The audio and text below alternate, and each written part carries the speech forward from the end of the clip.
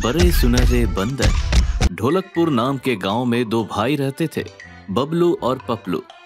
बबलू बहुत ही गरीब था और वो भैंस का दूध बेचकर गुजारा करता था।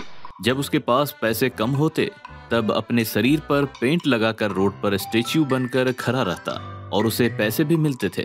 जबकि पपलू अमीर था, उसका अपना ट्रक और फल का दुकान भी था, लेकिन वो बहुत ही लालची और सबसे जलने वाला आदमी था। बेचारा बबलू इतना गरीब था, फिर भी पपलू उससे जलता और उसका नुकसान करने का सोचता था।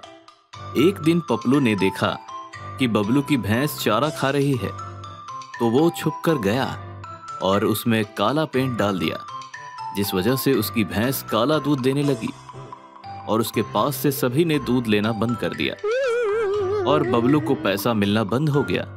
ये देखकर पपलू बड़ा खुश हुआ। बबलू सोचने लगा कि अब पैसे कहां से लाऊं। तब वो फिर से स्टेच्यू बनकर रोड पर खड़ा हो गया। तभी एक गांव वाला दौड़ते हुए आया और बोला, सब अपने अपने सोने के गहने छुपा लो, सुनहरे बंदर आ गए हैं। सभी अपने घर की तरफ भागे ताकि गहने छुपा सके।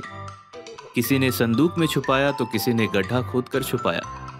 चारों तरफ भगदड़ मच गया, क्योंकि बंदर जिसके पास सोने का चीज देखते तुरंत छीन लेते। बबलू चुपचाप स्टेच्यू बनकर खड़ा रहा, क्योंकि उसने सोचा, मेरे पास कौन सा सोना का चीज है जो वो मुझसे छीनेंगे। तभी सुनहरे बंदर वहां आ गए, तो बबलू ने तुरंत आंख बंद कर लिया। बंदरों ने उसे सोने का स्टेच्यू समझकर उठा लिया। उसने सोचा कि अगर मैं चिल्लाया तो ये मुझे मार देंगे। पूरे गांव में चोरी करने के बाद बंदर सब चोरी का सामान लेकर अपने पहाड़ पर पहुंचे, जहां वो सारा चोरी का माल रखते थे। उन्होंने बबलू को भी वहीं जाकर रख दिया। जैसे ही बंदर वहां से गए, वो तुरंत उठा और ढेर सारा सोना एक झोले में लिया और वहां से भाग गया। जैसे ही वो घर गया, उसने सारा बात अपने पत्नी को बताया। वो बहुत खुश हुई, लेकिन उनका बात पपलू सुन रहा था। पपलू ने भी तुरंत बॉडी पर पेंट लगाया और रोड के पास स्टेच्यू बनकर खड़ा हो गया, जहां पर से सुनहरे बंदर आते थे। तभी वहां पर बंदर पहुंचे और वो आपस में बात कर रहे थे कि हमारा ढेर सारा सोना चोरी हुआ है और वो स्टेच्यू भी गायब है। जैसे ही पपलू उन्हें देखा, वो बहुत खुश हुए।